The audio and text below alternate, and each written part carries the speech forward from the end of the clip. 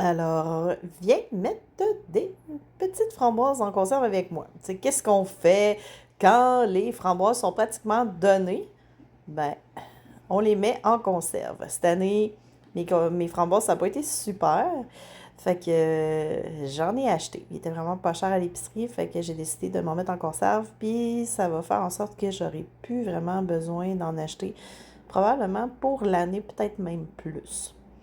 Donc, chauffe substantiellement d'argent. Donc, l'étape numéro un, ça va être de les laver puis de les sortir de leur petit emballage. Je vous dis pas comment que le fait que chaque petit casseau soit emballé individuellement dans du plastique, ça me fait capoter, mais hein, c'est la vie.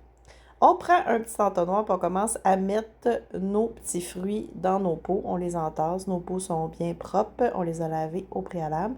Donc voilà, ça nous permet en même temps là, de regarder nos framboises de quoi qu'ils ont l'air, parce que c'est clair que s'ils ont l'air en fin de vie, on ne veut pas les mettre dans nos trucs. Donc tu remplis tes pots comme ça là, jusqu'à temps que tu n'aies plus de framboises, là, ce qui est quand même logique. Bon, accélère Julie, là, on a compris. Donc voilà, on met tout ça dans les petits pots, tout est beau. Ensuite de ça, qu'est-ce qu'on va faire? Ben là, nos pots sont tous remplis. Regarde ça, c'est beau. Ah, ouf!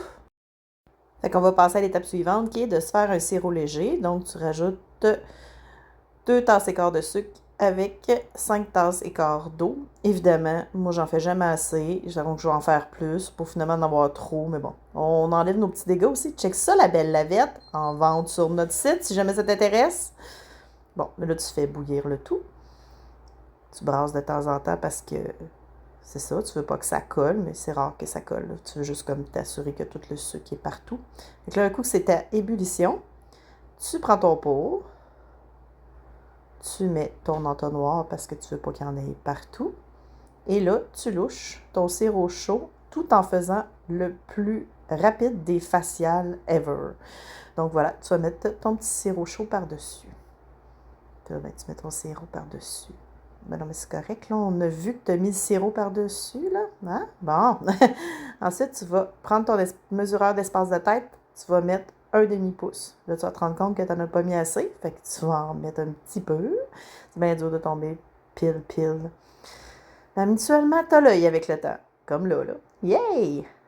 Fait que là, après ça, tu vas mettre ton petit couvert. Mais juste avant ça, Julie, oublie pas. Non! Faut que tu essuies avec un petit linge propre pour enlever tous les petits résidus parce que sinon, ça peut faire en sorte que ça ne collera pas.